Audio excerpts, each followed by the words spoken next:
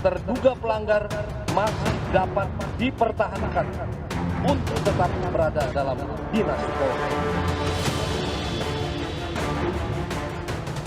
Sang penguak fakta kasus pembunuhan Brigadir Yosua, Richard Eliezer, tetap dipertahankan kepolisian RI. Eliezer lolos dari sanksi berat pemberhentian tidak dengan hormat atau PTDH. Ini merupakan hasil sidang etik Polri Rabu 22 Februari 2023. Meski demikian, Eliezer dinyatakan bersalah melanggar kode etik.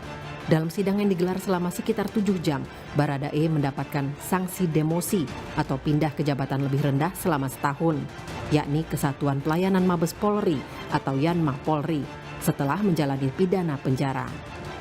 Kuasa hukum Richard Eliezer mengatakan Eliezer menerima hasil putusan sidang etik dan tidak mengajukan banding. Kami apresiasi dan kami hormati atas keputusan sidang etik untuk Richard Eliezer karena ini merupakan ranah Polri. Sebelumnya, Eliezer divonis majelis hakim 1 tahun 6 bulan penjara. Menjatuhkan pidana terhadap terdakwa Richard Eliezer Budiang Lumiu dengan pidana penjara selama 1 tahun dan 6 bulan. Eliezer tidak dipecat Polri karena telah mengungkap tabir pembunuhan Brigadir Yosua. Juga sudah meminta ampunan ke keluarga Yosua. Polri juga memastikan akan menjamin keamanan Baradae selama kembali bertugas di Polri. Tim Liputan, Kompas TV. Saudara, sang penguak fakta Richard Eliezer lolos dari sanksi pemecatan Polri dalam sidang etik. Namun Eliezer tetap didemosi selama 1 tahun dan dimutasi ke Yanma Polri. Bagaimana Polri menjamin kemudian keamanan Eliezer saat ia kembali bertugas nanti? Dan adakah potensi bahaya jika Eliezer kembali ke tubuh Polri? Untuk membahasnya, kami sudah bersama para narasumber yang hadir secara daring untuk Sapa Indonesia Pagi. Ada Wakil Ketua dari Lembaga Perlindungan Saksi dan Korban atau LPSK, Edwin Partogi, Pengamat Kepolisian dari ISES, Bambang Rukminto, juga Komisioner Kompolnas Yusuf Warsim. Selamat pagi, salam sehat untuk kita semua, Mas Yusuf, Bang Edwin, Mas Bambang. Selamat pagi, salam sehat Mas Bayu. Ya, salam sehat. Ya, Bang Edwin, sejauh ingatan saya juga Mas Bambang, kita udah pernah sedikit membahas begitu. Kompolnas juga Mas Yusuf, tapi kebetulan waktu itu bukan Mas Yusuf, berkaitan dengan kedepannya gimana nanti. Agak-agak di awal-awal persidangan pada waktu itu, antara persidangan umum di Pengadilan Negeri Jakarta Selatan dengan kemudian sidang kode etik. Nah, sekarang kita kembali kepada titik ini begitu. Saya ke Mas Bambang dulu. Mas Bambang, Anda pernah mengatakan bahwa sebetulnya agak nggak mungkin nih kepolisian pasti melakukan PTDH atau pemecatan, tapi ternyata tidak begitu, walaupun terbukti melanggar kode etik. Komentar Anda, Mas Bambang? Itu salah kutip ya kawan-kawan. Apa itu media tidak hanya memotong saja, karena ketika saya sampaikan bahwa peluang itu tidak ada, itu kalau merujuk pada PP 1 tahun 2003. Jadi bagaimana persisnya pendapat Anda seharusnya? Ya, tertutup kemungkinan itu kalau Polri konsisten dengan merujuk pada PP 1 tahun 2003 bahwa seorang yang dipidana itu sudah layak direkomendasikan untuk di PTDH, meskipun dalam klausul pasal di PP 1 tahun 2003 itu ada pertimbangan dari pimpinan instansi, ya ini Kapolri. Artinya kalau saya melihat klausul terkait pertimbangan ini adalah diskresi kepolisian. Kalau kita berpikir hanya sekedar parsial persoalan personal Eliezer saja, tentu pertimbangan-pertimbangannya banyak sebagai justice kolaborator, kemudian sikap yang baik dan lain-lain itu bisa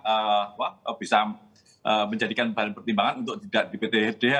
Tapi kalau ingin membaca lebih luas terkait dengan pembangunan Polri yang lebih profesional, taat aturan dan sebagainya ke depan, tentunya itu jalan PTDH itu harus ditempuh seperti itu, Mas Bayu. Ya, oke. Mas Yusuf, kalau dari Kompolnas bagaimana melihat situasi sudah ada pelanggaran sih kode etik begitu. Walaupun kita mengetahui betul ada semacam dia harus menjalankan perintah itu sebagai seorang anggota Polri baru, tingkatnya paling bawah dan lain-lain begitu. Mas Yusuf, Kompolnas Baik, melihatnya terima kasih. ada sesuatukah yang dilihat oleh Polri dengan tidak mem-PTDH Richard Eliezer? Baik, terima kasih Mas Bayu. Melihat putusan kode etik Komisi Kode Etik Profesi terhadap Richard Eliezer ini tentu kita lihat di dalam konteks sidang itu pada kemarin dan saat ini sudah ada putusannya ataupun dalam konteks putusan pengadilan negeri Jakarta Selatan terkait dengan tindak pidana yang dilakukannya dengan vonis 1 tahun 6 bulan. Tapi konteksnya itu harus kita lihat kembali ke belakang bahwa semula kasus ini begitu menyita perhatian publik, ada skenario tembak menembak karena ada keberanian daripada Richard Eliezer dengan berani bersikap untuk memberikan atau membuka fakta yang sesungguhnya bahwa itu bukan tembak menembak. Nah itu.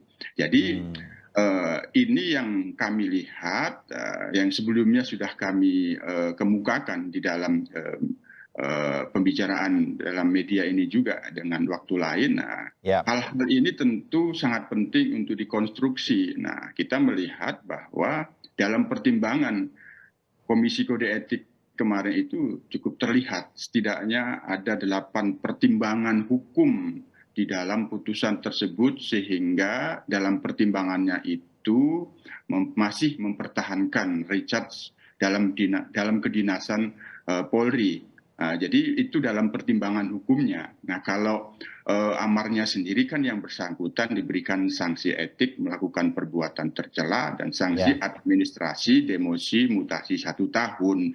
Itu amarnya. Terkait dengan yang bersangkutan masih layak dalam kedinasan Polri itu dalam pertimbangannya tentu ini memiliki sebagaimana yang sebelumnya kami kemukakan landasan yuridis sebagaimana yang dikemukakan oleh Pak Bambang tadi. Pasal 12 ayat 1 PP nomor 1 tahun 2003 itu bisa dipahami dapat yang bersangkutan untuk diberhentikan karena ada pertimbangan pejabat berwenang. Pejabat berwenang dalam hal ini sudah dilakukan oleh Hakim Majelis Komisi Kode Etik Profesi. Nah, selanjutnya Kapolri sebagai pejabat berwenang yang lebih tinggi tinggal meresmikan karena itu kewenangannya dengan pangkat Baradae ini. Nah, ini sudah kita lihat ini. Maka dalam hal ini sekali lagi tidak bisa kita melihat dalam satu Richard Eliezer secara parsial, tapi ini kita lihat secara komprehensif sehingga memiliki pertimbangan yang kami lihat sudah komprehensif mempertimbangkan yang Richard ini masih dipertahankan sebagai anggota Polri, tidak diberhentikan meskipun melakukan tindak pidana yang telah memiliki kekuatan tetap. Itu Mas Bayu posisinya. Oke. Bang Edwin Partogi, LPSK menanggapi keputusan di sidang etik ini pasti juga memantau terus. Apa tanggapan Anda? Ya, Mas Bayu, dari putusan vonis Hakim PN Jakarta Selatan maupun sidang etik itu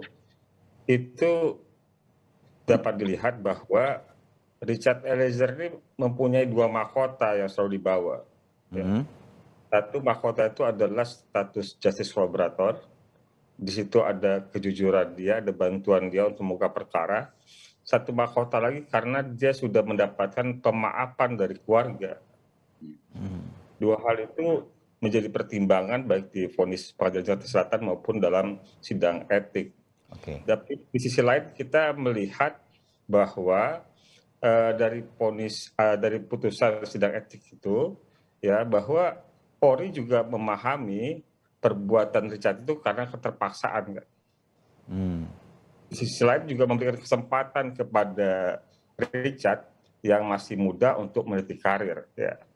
Dan yang paling penting menurut saya, yang juga kemudian digunakan juga dipahami oleh majelis hakim, jaksa tidak mengajukan banding, dan Polri dalam sidang etik kemarin adalah bahwa Polri juga melakukan hal yang sama, yaitu menyerap aspirasi publik ya terhadap Richard seperti apa.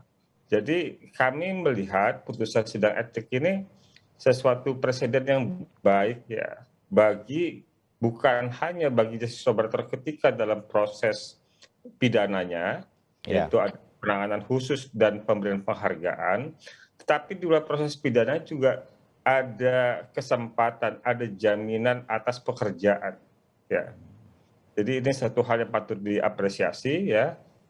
Di sisi lain tentu kita sepenuhnya juga tidak boleh melupakan bahwa korban dari peristiwa ini adalah Joshua dan perjuangan kita atas perkara ini, Duren 3 ini sepenuhnya untuk menghadirkan keadilan buat Joshua. Jadi kan. Ya, oke. Kalau sudah mendengarkan beberapa pendapat seperti ini, saya kembali ke Mas Bambang sebentar. Mas Bambang, semua keputusan, terutama keputusan sidang etik di Polri terhadap Richard Eliezer dengan tidak memecatnya, tetapi dia boleh berkarir lagi. 1 tahun dia mendapatkan demosi, tidak naik pangkat dan kemudian dimutasi ke Yanma Polri.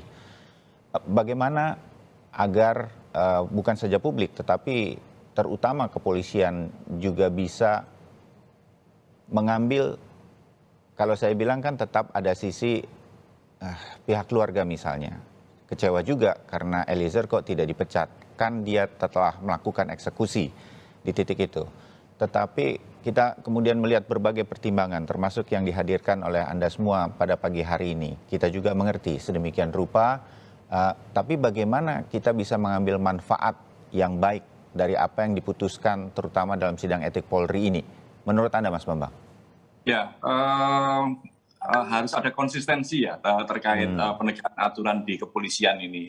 Demikian juga pasca vonis sidang Komite Kode Etik yang kemarin dibacakan pada Eliezer ini dengan putusan hanya demosi saja. Artinya ke depan kan harapan kita sih akan banyak muncul bukan kalau justice collaborator karena ini sudah menjadi tersangka seperti itu, tapi harapannya ke depan banyak muncul whistleblower di kepolisian yang mengungkap pelanggaran-pelanggaran di internal gitu. Dan ini harus didorong oleh kepolisian. Kalau tidak, artinya putusan sidang KKEP ini hanya sekedar mengakomodasi desakan publik, hanya sekedar membangun citra dari popularisme seperti keputusan yang populer saja, tetapi kalau tidak disertai dengan konsistensi peraturan, penegakan peraturan, kemudian konsistensi kebijakan Polri untuk mendorong para whistleblower di internal, ya ini lagi-lagi hanya sekedar pencitraan saja gitu. Itu yang tentunya tidak kita harapkan seperti itu. Ya, saya sambung ke Mas Yusuf. Saya pikir nggak cukup sampai di permukaan pencitraan kepolisian. Kalau nggak akan terjadi perubahan berarti di kepolisian. Kompolnas melihat ini juga dan mengusulkan sesuatu, Mas Yusuf? Iya, kita kembali ke Richard Eliezer ini bahwa tidak seolah-olah ini sekedar untuk memenuhi untuk memulihkan kredibilitas dan reputasi institusi. Itu bisa, tapi tentu itu dilakukan tidak hanya pada saat ini. Bagaimana yang saya kemukakan tadi di awal bahwa kaitannya dengan adanya keinginan Polri untuk menuntaskan kasus ini, karena itu kan sungguh luar biasa. Sorotan publik termasuk Presiden juga memberikan satu arahan yang cukup tegas, usut tuntas, jangan ada yang ditutup-tutupi. Nah, ketika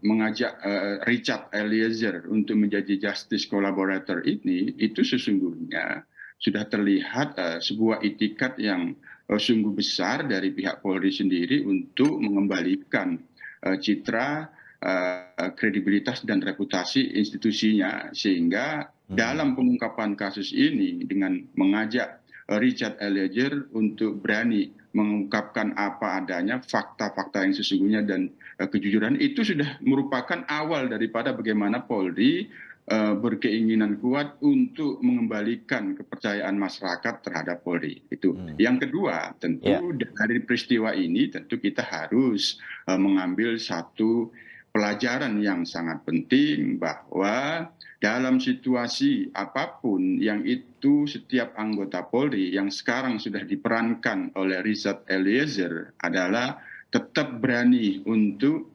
mengemukakan kejujuran. Nah, tentu kejujuran yang dimaksud ini dalam melaksanakan tugas fungsi sebagai anggota Polri, termasuk juga tadi sepakat apa yang disampaikan oleh Pak Bambang tadi, ya, berani juga ke depan ada anggota Polri yang berani untuk melaporkan apabila ada hal-hal yang itu bertentangan dengan norma hukum, norma agama, dan norma susila terkait dengan adanya perintah daripada atasan. Dan tentu ke depan kita harap institusi Polri dapat memberikan apresiasi dan reward individu, personil, dan anggota Polri yang berani seperti Richard Eliezer ini untuk berbicara jujur, mengungkapkan apa adanya atas satu peristiwa yang itu dapat dikatakan sebagai sebuah pelanggaran. Itu Mas Bar.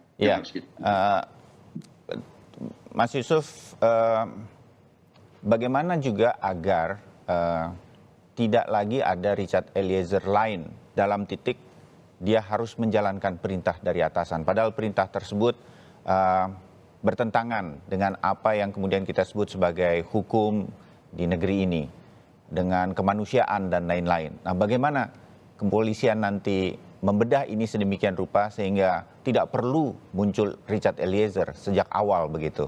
Bagaimana titik ini menjadi momentum tersebut? Peraturan-peraturan harus diubah dan ini sudah terlihat akan dilakukan di Polri, Mas Yusuf? Baik, dalam pantauan Kompolnas, selain Kompolnas sendiri sudah memberikan saran-saran dan masukan terkait dengan peristiwa Duren 3 ini. Nah, kaitannya dengan konteks relasi kuasa antara atasan dan bawahan. Nah, tentu yang terjadi pada Richard Eliezer ini tentu secara bijaksana kita tidak bisa mengeneralisasikan karena saya pernah mengemukakan di sini bahwa posisi Richard, dan itu terlihat di dalam pertimbangan Majelis Komisi Kode Etik Profesi dalam pertimbangan putusannya itu terkait dengan relasi kuasa. Richard adalah anggota BRIMOB yang itu polisi khusus yang paramiliter.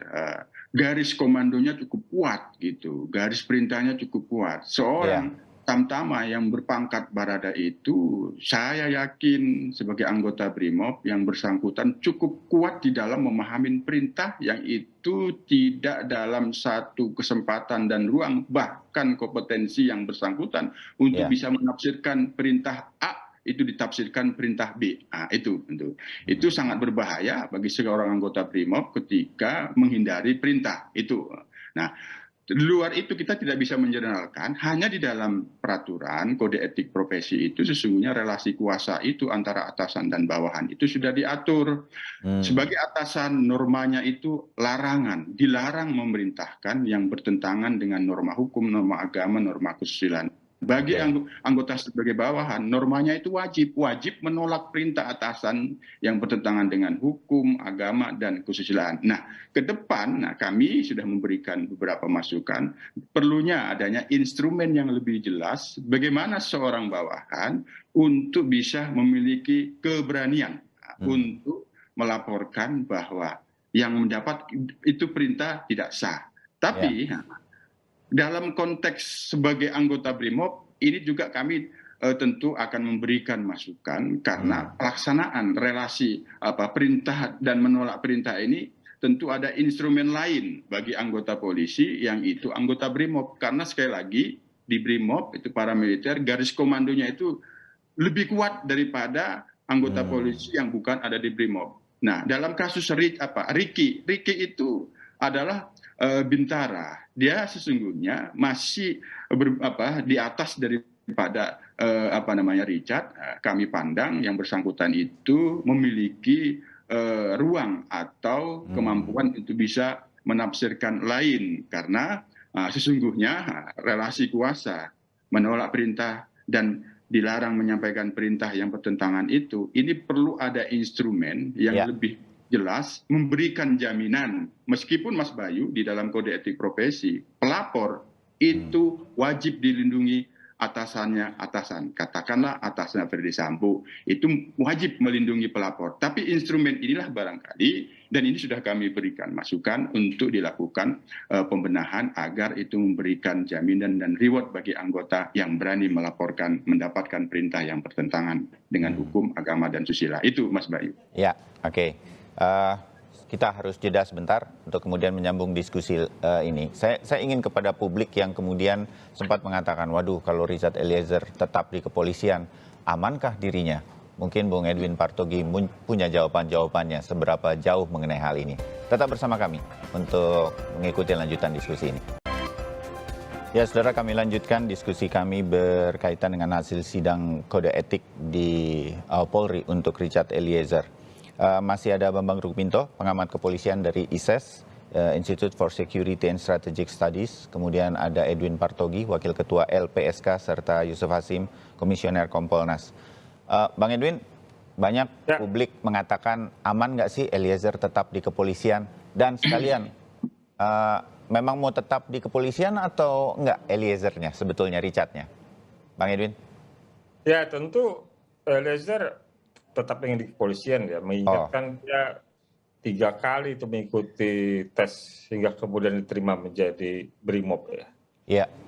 Memang sudah menjadi cita-cita dia dan juga harapan keluarga. Kemudian menyangkut dengan sanksi mutasi ya yang ke Yanma tersebut, ya kita tentu menghargai yang sudah jadi putusan Polri dan juga termasuk Mas Bayu. Dan juga tidak boleh dilupakan dalam keterangan pers kemarin, Polri juga menyampaikan bahwa mereka juga akan memberikan jaminan keselamatan, keamanan buat Eliezer. Tentu memang itu wajib dilakukan oleh Polri untuk memastikan bahwa putusannya itu dihormati dan bahwa posisi dia sebagai justice collaborator itu tidak akan mengancam keselamatan jiwanya. Namun juga Mas Bayu perlu kita juga ingat, Mas Bayu, Pak Yus dan Pak Bambang juga pasti tahu bahwa beberapa anggota Polri yang terlibat pada perkara Duren 3 dan kemudian menjalani sidang etik juga ada yang penjatuhan sanksi yang sama, yaitu demosi atau mutasi ke Yanma. Gitu. Ya, artinya Anda ingin mengatakan bahwa? Ya, artinya di Yanma sebagai tempat penempatan Barada Richard itu juga tidak sepenuhnya sebagai tempat yang tepat ya. Di sisi lain ya tentu kalau bicara tentang potensi ya terbuka saja dan potensi ya bahwa dari pengungkapan yang dilakukan oleh Richard itu kan berkonsekuensi 2 hal, Mas Bayu. Pertama pada pokok perkaranya yaitu pembunuhan terhadap Brigadir Joshua, kedua terhadap praktik obstruction of justice yang terjadi. Gitu. Berapa orang diantaranya dipidana, tapi sebagian besar yang terkait dengan itu kan di sidang etik dan mengalami putusan PTDH maupun mutasi ke Yanma. Begitu Mas. Ya, oke. Mas Bambang, kalau concern dari LPSK seperti Bang Edwin katakan, semua seperti dikumpulkan, kalau ada apa-apa pasti dimutasi ke Yanma lebih dulu. Itu apakah artinya nanti bisa kembali lagi ke kesatuannya? Saya langsung, Richard Eliezer itu bisa ditarik lagi ke Brimob nggak sedemikian rupa setelah menjalani masa sanksinya setelah sidang kode etik? Hal semacam itu Mas Bambang? Ya, di kepolisian kan Yanma ini kan tidak hanya di Mabes Polri saja kan. Kan di situ tidak disebut bahwa Yanma Mabes Polri kan tidak disebut seperti itu. Ada di tiap Polda ya kalau saya tidak salah kan ya. Bukan tiap Polda, di Makobrimob pun juga ada Yanma gitu. Artinya kita tempatkan di Makobrimob sebagai masih tapi tidak dalam Yanma gitu, di pelayanan markas seperti itu. Makanya sanksi ini memang sangat demosi 1 tahun di Yanma ini sebenarnya sangat ringan sekali. Gitu. Makanya kalau kemudian ini juga akan muncul presiden buruk juga terkait dengan kasus obstruction of justice. Karena kasus obstruction of justice ini kan tidak pada pokok perkara terkait pembunuhannya. Ini nanti juga akan muncul problem ketika mereka yang tidak divonis kurang dari 2 tahun atau kurang dari 3 tahun ini kemudian tapi sudah di PTDH. Bisa banding berarti? Masalah lagi. Gimana? Bisa banding berarti mereka di sidang kode etik? Bisa banding dan kalau sudah ada SK malah bisa melakukan PT-UN begitu. Oke, ya. Mas Yusuf, sedikit berkaitan dengan bagaimana selama ini kepolisian menerapkan sanksi-sanksi seperti ini, ditempatkan di Yanma. Yanmanya banyak dan lain-lain. Tidak saja Richard Eliezer. Situasi keamanan terhadap Richard Eliezer juga akan dipertimbangkan dan mungkin menjadi perhatian dari Kompolnas. Selain saya yakin LPSK juga akan menyampaikan situasi ini. Mas Yusuf. Baik, jadi kalau putusan itu dalam putusan etik, putusan Komisi Kode Etik Profesi ini kan kita sudah melihat ya pertimbangannya itu cukup komprehensif dan kita juga bisa menilai bahwa pertimbangan yang disusun oleh Majelis Komisi Kode Etik itu sudah cukup tepat untuk Richard Eliezer sehingga apa yang menjadi amarnya itu sanksi etik melakukan perbuatan tercela dan sanksi administrasi demosi mutasi 1 tahun itu sudah kesimpulannya kan amar itu kesimpulannya itu sudah memang didahului oleh pertimbangannya. Yang menjadi masalah kan tiba-tiba sanksi administrasinya demosi seolah menjadi keringanan 1 tahun mutasi itu. Nah ini sudah didahului. Nah ketika yang bersangkutan dengan pertimbangan-pertimbangan hanya menjalankan perintah, hubungan dengan atasannya Ferdy Sambo itu sungguh sangat jauh. Nah, itu yang bersangkutan telah berani menjadi justice collaborator dan seterusnya. Ini yang mengarahkan bahwa amarnya seperti itu. Nah, yang menjadi berbeda pertimbangannya tidak kuat kok amarnya seperti ini. Nah, itu tadi sudah kami lihat secara komprehensif. Nah, untuk Yanma memang itu lazim diterapkan oleh Polri ketika pun terduga pelanggar itu belum diputus bersalah atau tidak bersalah. Tradisi yang ada itu adalah dipindahkan dulu di Yanma. Mengapa Yanma? Yanma itu ya ada pimpinan di situ. Jadi sepak terjangnya, tindakannya di Yanma itu mudah dipantau dan dimonitor oleh pimpinan. Nah, sehingga itu paling tepat ketika yang bersangkutan akan diperiksa, dipindahkan dulu di Yanma. Nah, misal kalau dia seorang penyidik, nah ketika dilaporkan ada dugaan pelanggaran kode etik dan diperiksa oleh Propam, yang bersangkutan tidak bisa lagi leluasa menjalankan tugas sebagai penyidik, jadi harus dimutasikan. Itu lazim. Nah, mutasinya diperkuat lagi dengan demosi, nah, itu lazim juga. Nah, jadi saya ingin menyampaikan begini, Mas Bayu. Jadi ada azas di dalam hukum itu, terhadap yang berbeda diterapkan yang berbeda, terhadap yang sama diterapkan yang sama. Nah, yang menjadi masalah terhadap yang berbeda diterapkannya yang sama. Artinya perkara-perkara di dalam Komisi Kode Etik Profesi itu, kalau memang itu ke depan sama perkaranya, kasus posisinya sama dengan yang dilakukan oleh Richard Eliezer ini, tentu penerapan normanya, penerapan sanksinya tentu sama.